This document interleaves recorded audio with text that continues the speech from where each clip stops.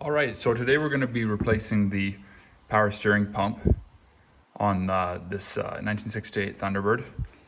I'm going to actually be replacing it with the original one that came on the car.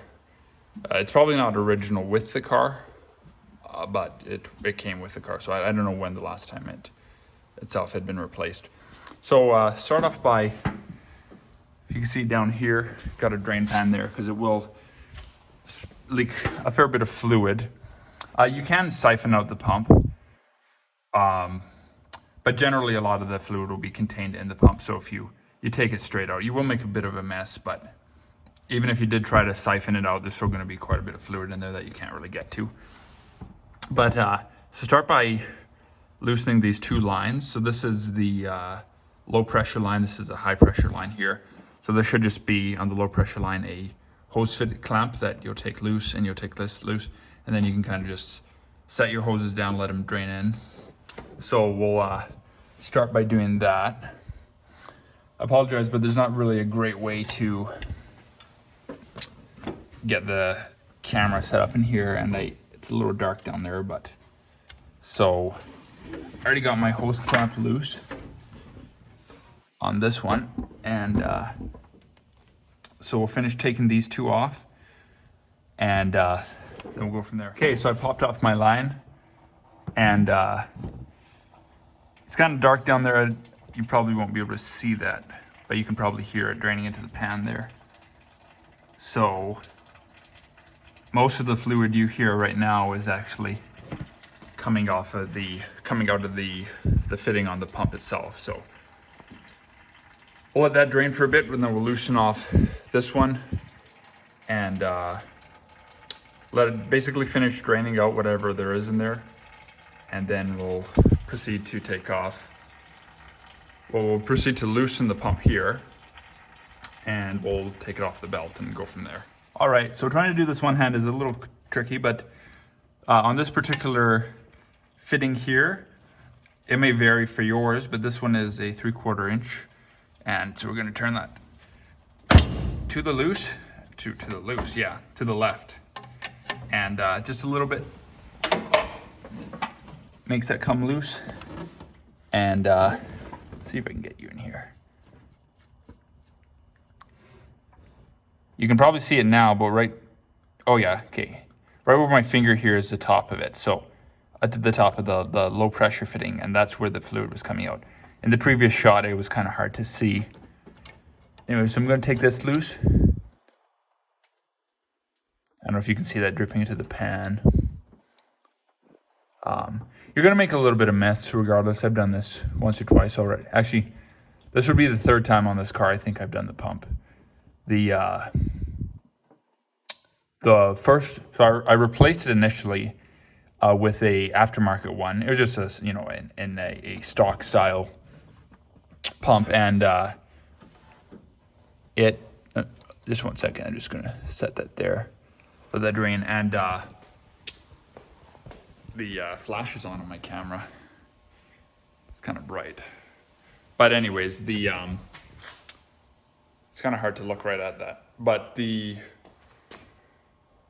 pump that I replaced it with was bad right out of the box, and I think it was what they call like cavitation, so it takes air in, but it was like an internal cavitation. So what happens is when it starts taking air in, it just basically puts a bunch of holes in the pump system. And I've never taken one apart, so I don't know exactly how it is, but it's basically once it starts taking in air, it keeps taking it in air, and then what I had was the fluid would actually start to boil, so it'd be like boiling over, so it'd be getting very hot. And so that first one was wrong, was bad right out of the box. But the problem is I had put it on, and then I hadn't worked on the car. I hadn't actually started it up for probably a year since after I put the pump on. So by that time the warranty had actually expired, but they were good enough, and the guy's like, oh yeah, just bring it in, we'll give you a new one, kind of thing. So I brought it in, and this is the replacement for the original. This one worked, but now it's not working. And it may have been because some fluid had drained out, and I didn't notice that originally. That's what I was thinking at first. But at this point, I'm not really sure because I don't actually think all the fluid had drained out. So regardless, this one doesn't seem to be working, but just given that the fact that it's the exact same one that quit the first time, it's not entirely a surprise. So anyways, going to replace it with, put the original, and we'll see if that one works. So,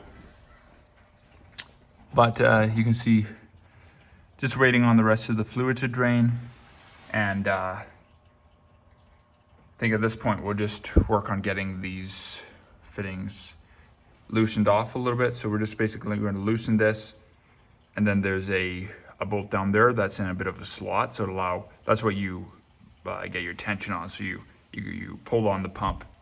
Some pumps may have a spot where you can actually put a crescent wrench on or something to torque it tight, but this particular one does not, from my experience, unless there's something I'm missing. Technically, you could maybe grab it on this bolt here, because this is just a bracket. You could tighten it with that, but the problem is then you'll probably loosen this off, because to pull it up would be going loose on this bolt. So anyways, we'll get that. I'll find out what wrenches I need. I think on mine, I have a few mix match bolts, so I'm gonna have to get a few different sizes. I think it's like 1/2 inch and 5/8, but then we'll go from there. Okay, so it actually turns out to be 9/16, and this wrench, I don't know what you call this, but it has a pretty long neck on it that turns in, so it makes it easier to get over the pulley here. You could also come in from here, but anyway, so basically all it takes, ooh, that's already a little bit loose.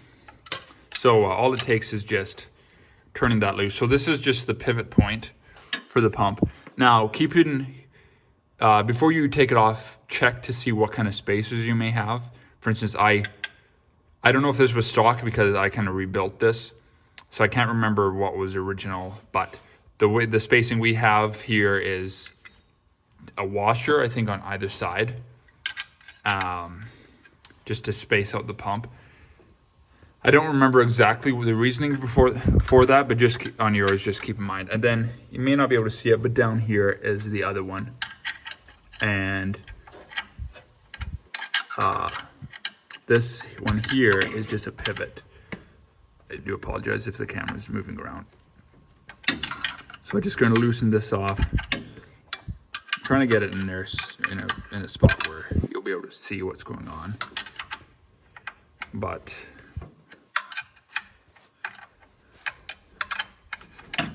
so I don't know if you can see that the pump's starting to loosen off there. So at this point, it's about loose enough. So your configuration, if you have air conditioning on your car still, I think your belt routing will be a little different, but in my case, it's just one belt running off the crankshaft pulley. So, and also, if you can see that, it's on the, right there, it's on the outermost groove here. And so basically all we gotta do is just get this loose enough, push it down a little bit, grab it, and I think I'll just kind of set my belt to the side here a little bit, and that's about all there is. So now we're loose. Still some fluid draining, but aside from that, you'll just finish taking off your bolt, and then this guy here screws into the block. So it's probably going to be tight, and it's just a nut here. It's not actually a bolt, at least on this car. Now yours may be different, but in my case, I actually got to get some channel locks or something on here just to loosen it off. And then you don't want to put these in too tight to begin with, because you might have a hard time. But then holding the pump, you'll remove this rod and remove that bolt. Now the one down there is just a small bolt, but it has like burrs on it that help catch it against this metal plate. So yeah, aside from there, it's pretty self-explanatory. We'll just let our fluid drain a little bit, and then I'll meet you back once I have it out. All right, so I ended up having to take the mounting bracket off I couldn't get the vice grips on here very well. So I think I remembered needing to do this before, but anyway, so just keep track of your bolts. And like I said, like you might have different spacers. So I just kept track of that. And then now that that bracket's off, super easy, just a couple more bolts. Then this will be able to slide off a little bit. Now you won't be able to back it all the way off because it's going to hit the radiator, but at least it'll get it to the point where I can properly get a pair of vice grips on here. And again, I got a washer here, so just remember the spacing, and you may or may not have one back there where it goes into the block. Forgot to mention this at the beginning, but to save on the mess, once some of the fluid's drained, you can pop this over top of your low pressure line. Also, if you are putting on a new pump, the new pump will probably come with caps, so you can take those off and put them on the old one to try to alleviate some of the spillage. So I just wanted to throw that in there. So I don't have those, at least I can't remember if I probably didn't keep them anywhere, but I do have. This is just a random vacuum line cap that fits, and so I'll put it over top there and just save a little bit of mess with the fluid. So I'll just cap it over top of the low pressure line. The high pressure line doesn't really seem to be leaking very much, so there you go. All right, so got my bearing puller, or just it's just a kind of a generic puller setup here. And I don't remember exactly the one I used last time, but it's up to you basically, I guess, just to find one, purchase one, or whatever you need to take it off. There's a few ways. There's also a threaded portion in here that you can put a bolt in and then use a series of nuts or washers as a spacer to be able to pull it off. That's pretty complicated. It's just hard. This will definitely be easier. This isn't technically the perfect puller for this situation, but I'm almost positive this is what I used last time. Yeah, it's a little hard to get it on a table like this. It's easier if you maybe have a vise or a second set of hands. But anyway, so got it set up here and turned it in. It was slipping off the first few times, so I tried clamping these two together, a few different things like that. But I finally got it to chirp a little bit, so I know it's starting to come off. Let's see here. I do apologize for the camera angle if it doesn't work that well, but it's kind of hard to get it on the table. So anyway, so I'm gonna kind of support it with my hand here, and then I put the bolt portion off the edge of the table. I'll just show you. I guess that's a better shot there. Let's see if we can do that. So I already got it to chirp once. It's easier to do this standing up. And so that's a good sound there. That means it's backing off. These bearings, or these pulleys here, are abnormally tight, but I think that's because in these situations they don't actually use a bolt. A lot of pulleys will have a nut. They'll have a nut that helps hold it on. Hopefully you can see that. So these are all just a friction fit or a press fit, and so they're very tight.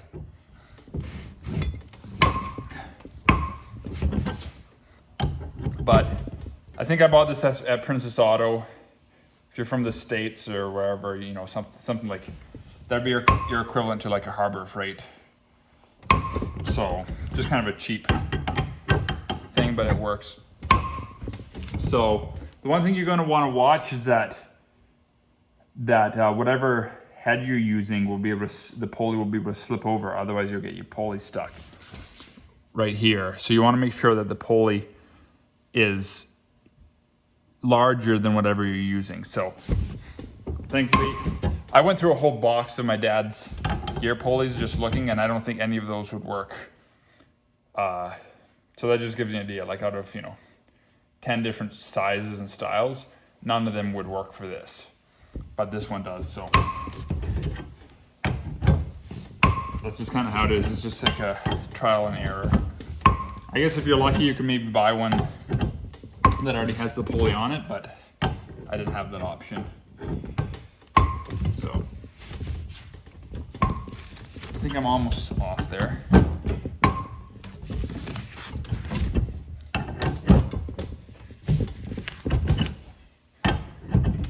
hopefully you can see what I'm doing here. I apologize if the camera is a little jiggly. I'm doing this on a plastic table.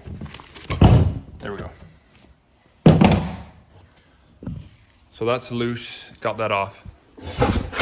Definitely a lifesaver. So the other thing too, I forgot to mention is before you pull it off, you should just make a note of how far it's pressed onto the shaft. This one was flush. Now I know I already replaced this once or twice, so hopefully I listen to what I'm telling you now and I pay attention. But that's the best reference I have to go off of is what it was previously. So hopefully I paid attention to it the first time I did it. But anyway, so, you know, yeah, if you're doing it, just keep an eye on where it is. So it's essentially flush. Some might have a stopper, but this one, there's actually another like 1/4 inch or so after. So, you know, you could just keep pushing it and push it way too far kind of thing. This is the other one, the original that I had on the car. And when I pulled it out, I realized that at some point I must have painted it. So that's interesting. But also I can see here, I don't know if you can, but I can kind of see the marks where it would have been riding. So that helps. So I can see the pulley was maybe inset about, I don't know, 30 probably. So that's what I'm going to go off of. It's basically right past the chamfer here. And so going to get that put on this pulley, on this pump. I don't remember if this one leaked or not. I really hope not. I do have seals, but I don't want to go digging into it and replacing the seals unless I know that they're actually bad, because these days a lot of the parts you might get could even be worse than what you already had that's leaking. So I'm going to put it together the way it is, put it on the car, and we'll run it and see how it is. So yeah, so that's how you pull it off. When you're pressing it on, a little bit of light grease on here, just some motor oil or something like that would help with getting it on. If you do have a real hard time getting off your old one, you might want to break out like a heat gun or a torch, and you can heat up your pulley, especially around the center here where it mounts. That'll, you know, just expand your metal, make it a lot easier to come off. Now, obviously, it's going to be hot, so you want gloves or something. And I guess probably already have your piece mounted, your puller mounted. Get it nice and hot, and it will come off a lot easier for sure. Okay, so I decided just to do this on camera. It's already getting to be long enough of a video, so I figured it wouldn't hurt. Gets a little bit slippery with all the oil. So what I'm doing here is just loosening these 3 bolts, and I think these are all the same size. Hopefully you can see these. These kind of interesting bolts. They have, I don't know if you can see that, but they have little burrs on them basically, and that aids, because you can't really get much torque out of a bolt this size. It just kind of digs in and it grabs almost like a bit of like a friction kind of deal, so it helps hold that on. So this bracket just goes like this, and like I said, I think it only mounts one way. You'll have 3 holes, but essentially it's going to go the same way that it came off on the other pump. I think you can take this bracket off with the pulley on, if I remember correctly. But I just decided to take the pulley off first anyways. So,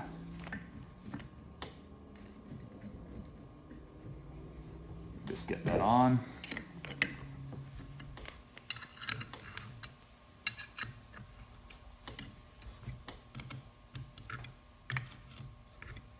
These aren't super big fasteners. I mean, they're fairly thick, but I don't think you need to torque them too crazy. Obviously, it's not a lot of threads going in.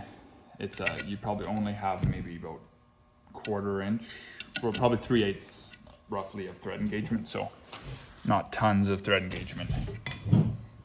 And so that's that. So I'll just tighten these down here.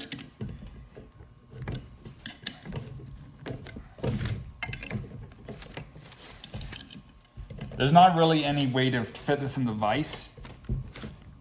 So one thing you can do, and I'll probably do, is you just kind of get them snug, because it's kind of hard to actually tighten them. That's probably okay. But if you're not sure, once you have it actually mounted in the car, then it's going to obviously hold itself. So you can, you know, you'll be able to get your wrench on there to torque it a little bit more. I don't know if this is exactly a bad idea. I don't really care too much. So all I'm going to do is just put a little bit of this power steering fluid on the shaft there. One thing you'll want to make sure is just run your fingers excuse me, around the edges here, especially the inner edge. Make sure there's no burrs, or if there are burrs, as you're going on, it's going to gouge the shaft, and it'll you know, it'll be fine getting it on probably, as long as, but it'll make it harder to get on for sure, but also definitely make it harder to get off, if you could even get it off at all. The other thing I forgot to mention, but just whatever you're doing with your pulley, do not hook on the outside here. You only want to hook on this inner ring with your grabbers, because you'll distort it. So the outside, it's pretty smooth, but the other thing too, I can show you here, hopefully real quick. I'll just slide these off. But this fits through fine actually, so this is ideal. But one thing I don't remember what scenario this was, but I remember one time I had done this, and the threads were just like, it was like tilted a little bit. So I actually gouged the inner surface with the threads. So I just, you know, have patience to take your time to do it the right way. So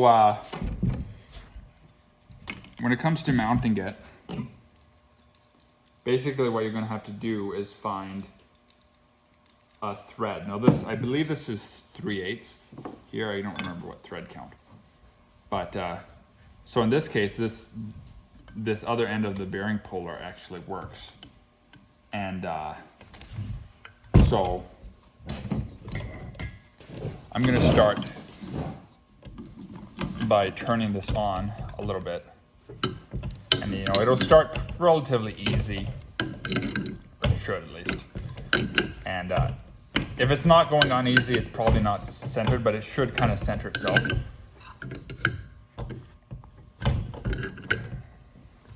Now the hard part here is holding this, because what happens is as you're tightening it, this wheel is going to want to turn.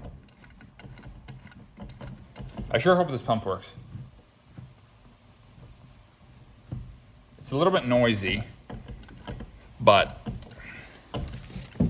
they're not that expensive, but I don't really have money to spend on one right now. So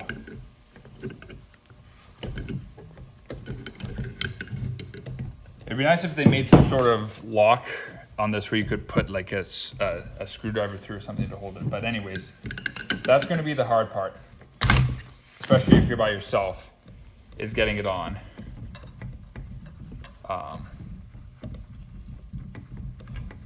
The other thing you can do too is you could, I haven't tried this yet, but you could put this in the oven, for instance, and you could heat it up, I don't know, maybe 300, 400 degrees, and then you can set it on. But you know, working with heat on something like this, you got to be careful, because you have a seal down here, and if you get too hot, you could wreck your seal, and then you have a leak.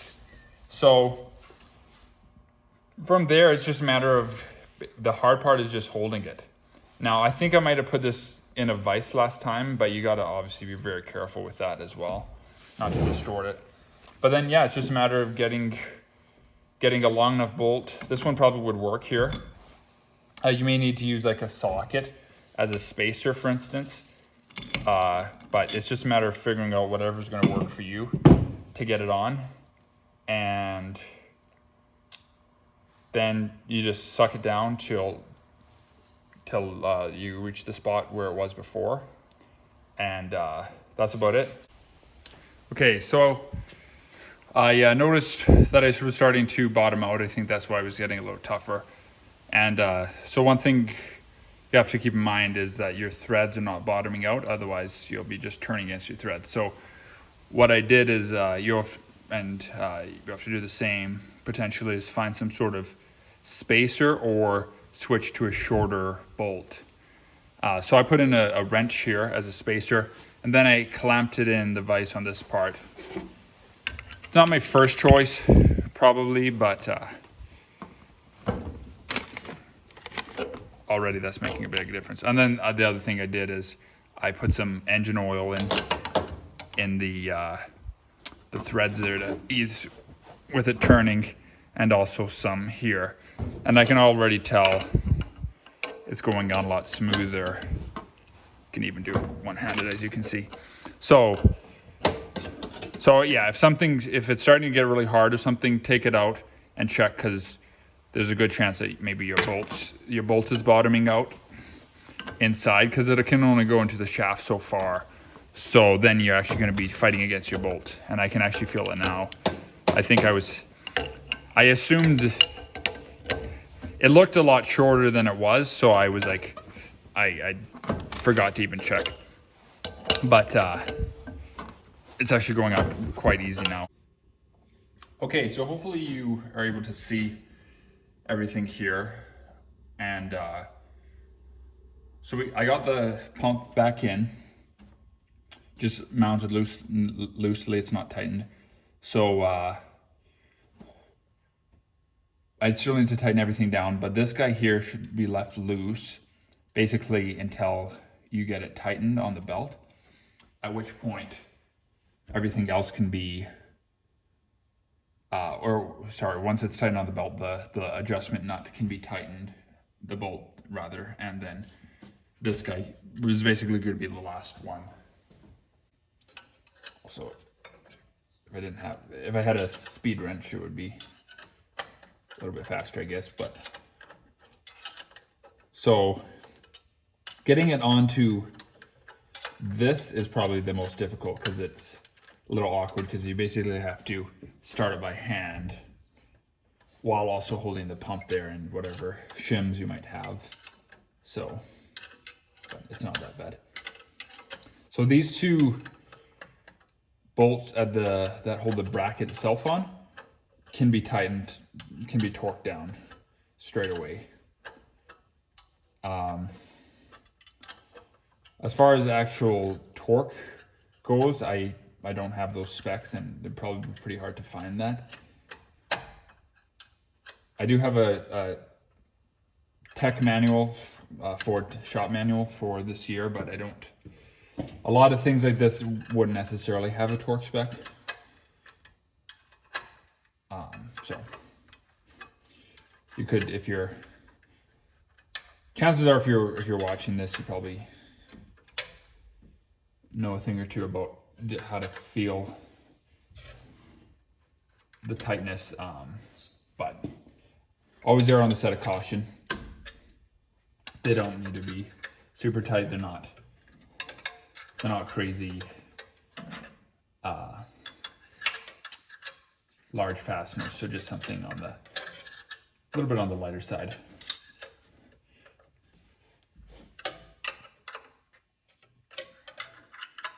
There's one reason to have a little bit smaller of a wrench. Nothing, I mean, this is a fairly long wrench, I guess, but you definitely don't want to get a full-sized, breaker bar in there and torque it out, obviously. So got these snugged up here. I think they should be good. And like I mentioned before, is once it's in, you can kind of check to make sure that these guys are torqued. They should be fine. But so the next thing is just getting the belt back on and then pulling it up, which actually, believe it or not, is one of the more challenging parts, especially by yourself. So I'm gonna hook it on the pulley off the crankshaft, and then it's just a matter of basically pulling it up. Something just decided to crash in the shop there. Like I said, there's not really an ideal place to get a lot of leverage on this, but it doesn't really need that much, truthfully. might tighten down this a bit here. So I'll just put it in a few turns on this one, but like I said, it needs to be loose so you can still pivot it. So this doesn't, I mean, it does help support the pump for sure, but it's largely just there as a pivot point. So it needs to still be loose enough, but I guess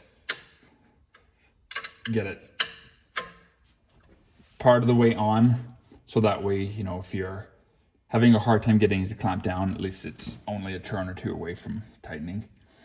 So as far as belt tension goes, older vehicles like this, or at least Fords, I can't really speak for other vehicles, but they don't have belt tensioners like a modern vehicle would. Now there's actually the correct way to do it technically is with something called the belt deflection measurement. And it's a little bit complicated, but essentially what it is, it just measures how much deflection there is in the belt. So you'd have like a straight edge essentially, and then you measure it. And there's an actual tool for it, I believe. So I don't have that, and I've always just kind of done it by hand. If you're not sure, you're basically not going to be over tighten it just holding it by hand. If you're not sure, maybe err on the side of a little bit looser, because the worst that can happen is your belt might squeak a little bit, and if that's the case, then you know it's too loose. But if it's too tight, you can burn out your belt, or worse, you could burn out your bearing. So anyways, I think, you know, it just occurred to me, feeling around for my bolt, and I don't even have it in there, so that makes sense. So I just got to find where it mounts on the pump here. I think that's it there. Yeah. So this guy should be pretty much touching the bracket, so you can kind of get in one position and just tighten it real quick, because it is a bit challenging to do it all at once. So I'm going to get it nice and tight. Or not tight, just snug. So for where it is right now, within one turn, I should be able to basically get it to tighten. Now on the alternator, I think I might have mentioned this at the beginning, but there is actually a place where you can put a crescent wrench on to get the extra torque. And actually, yeah, so it's I don't know if you can see that, you probably can't, but it's a roughly about like 1/2 inch belt deflection maybe. Now obviously it depends how hard you push it, which is what the tool actually, I think if I remember correctly, the tool actually pushes it itself. Because obviously if you really push on it hard, it'll deflect a lot, kind of thing. So anyway, now you know my life story. So yeah, so I'll basically get that as tight as I can.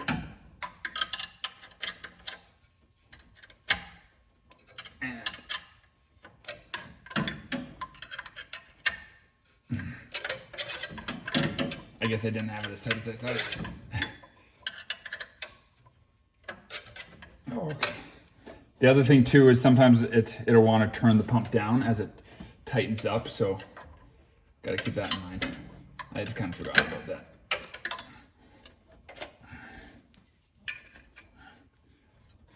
It's always fun doing this on camera because it never goes quite as smooth as you remember it.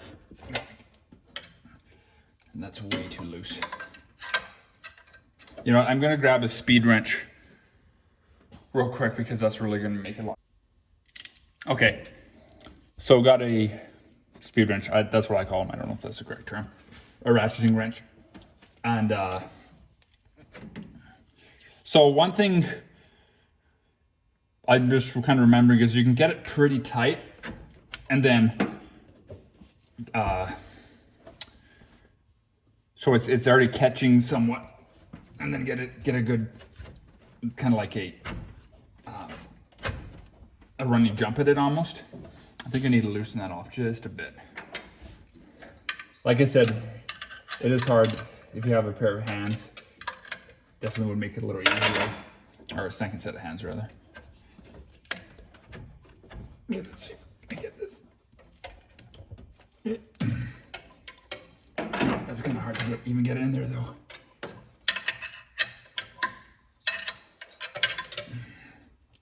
And I think I grabbed the wrong end.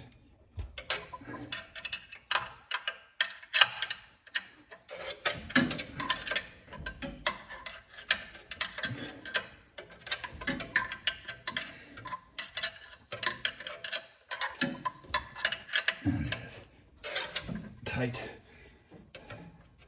That's going too loose, so I think we're gonna have to break up plan B, which I don't even know what that is yet.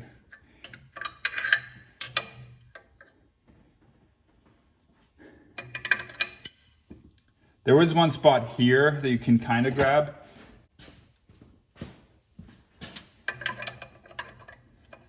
But it's not ideal. I might give that a try.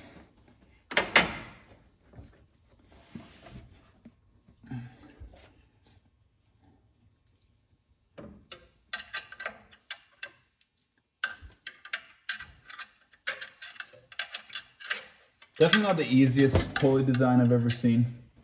The Ford trucks typically are a little bit easier from my experience. And also the fan that I have on here is a bit larger than it would be originally, so that also makes it a little bit more difficult to get in here. Yeah, kind of.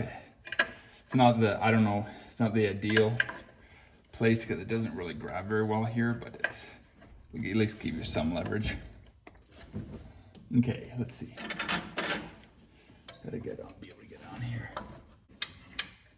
Okay, let's see if I can do it with this hand. Let's get it up here.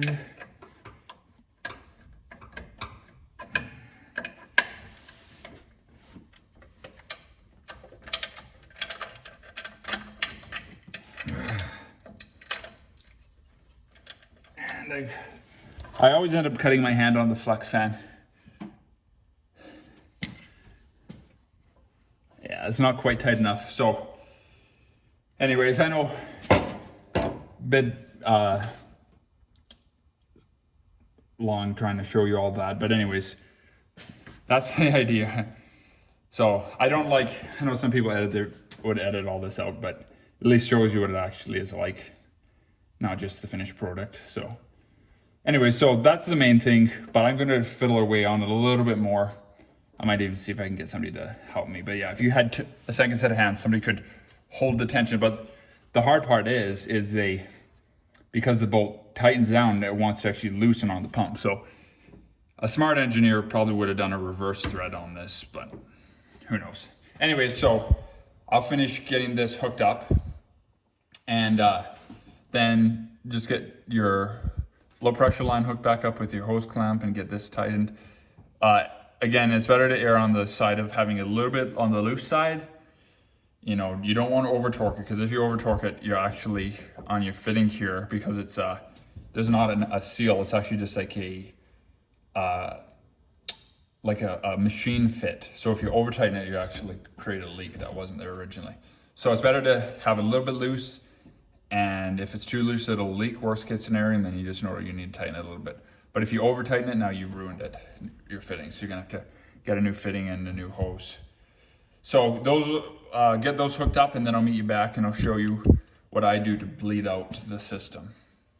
Okay, so got the rest of the hoses connected and stuff. It's actually a little bit challenging getting down there to get that hose clamp on there. And it probably goes without saying, but just make sure your hose clamp is below the little ridge on the fitting. So there's that. So got these hooked up. Just make sure all my hoses are not going to be rubbing too much on anything. You know, ideally you don't want to touch anything. And hopefully you can see this, but I'm pretty happy with the belt tension that I got here. So like I said, with moderate pushing, it's about like 1/2 inch deflection. And again, if Worst case scenario, if it's a little loose, like if it's really loose, your belt's gonna fall off, but that's extreme. But worst case, your belt you might hear some squeaking especially when you accelerate. So anyway, so this should be pretty good here. A little on the looser side is probably safer. So this pump is going to essentially be empty, so take out my dipstick. And for the filling and bleeding process, I have this, I don't know where it's from. It would basically be an attachment. You'd screw this right onto a jug of oil. But anyways, it happens to be pretty much just the right size for this. Now, actually, it turns out this one's a little bit smaller, so I'll probably put a little bit of tape around it to seal it. Okay, I found a little bit of tape, so I'm just going to tape this up here about, I don't know, this much. I think the other pump that you saw me take out was a little bit tighter, because I think I remember this just fitting in there just perfect. But let's try that here. It's always a little tougher. There we go. And I'll show you why in a minute here. But you wanted something that's pretty much going to seal off that hole there. Now, if you don't have something like this, you could get a hose that'll just slip over the outside. And the reason is when we go to pump it, the fluid's going to be shooting out the top. So two things, you need to kind of be able to see if you're getting bubbles out. And then also your fluid's going to rise, and if you don't have something like this, it's going to just spill out. Technically, you can run the vehicle, I think. Typically, most modern vehicles, they'll tell you in a manual or something like that to just run the vehicle to purge any air. But that's always going to take a little bit of toll on the pump. So that's about it. So we'll fill, got to make sure this is open here. There's a close and an open on this. I don't want it to be closed. So start by just filling it. Oh, and the other thing is you want to use, it calls for automatic transmission fluid, which in this application would be type F for the Ford C6 transmissions. So here's hoping that this is open. Yeah, so you can see that draining in. Ooh, too much.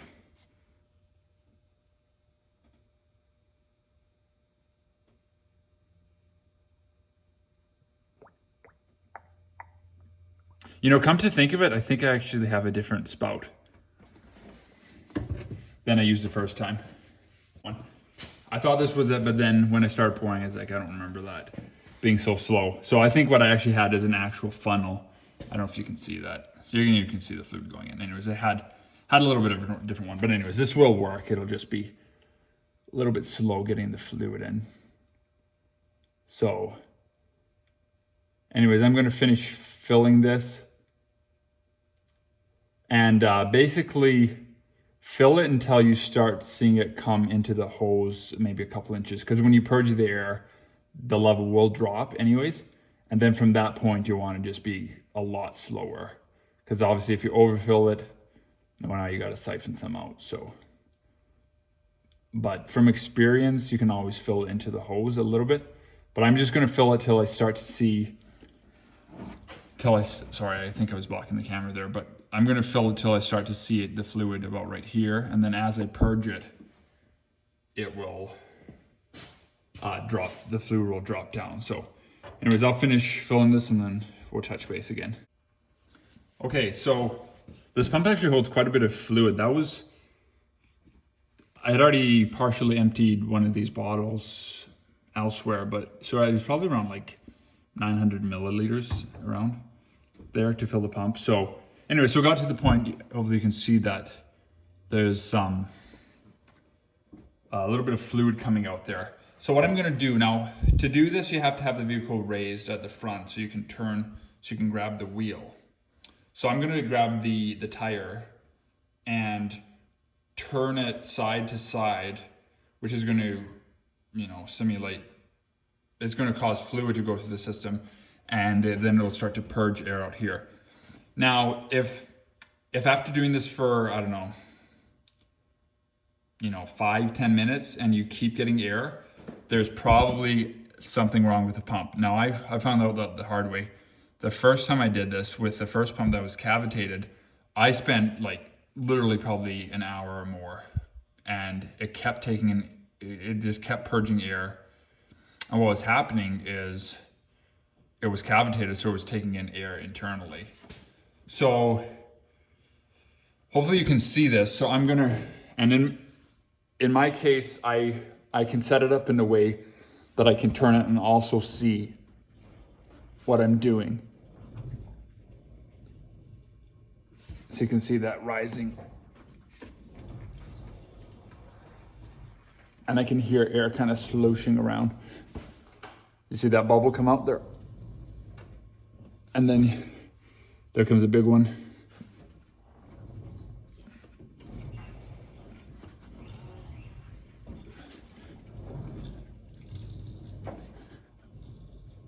There's another one. And that's basically it. So I am leaking a little bit around here, but it's not that bad. So basically just repeat that till you think you got all the air bubbles out. And then hopefully you judge it correctly so you don't have to siphon. And then from there, it's just a matter of getting it within your dipstick reading, the right level. And as long as there's no internal leaks, this should work. And then just start your vehicle, run and check for leaks at your fittings. And that's about it. So thanks for watching. I hope that was helpful. And like and subscribe if you want to see more content. And you'll get notifications every time I upload something. So thanks for watching. Have a great day.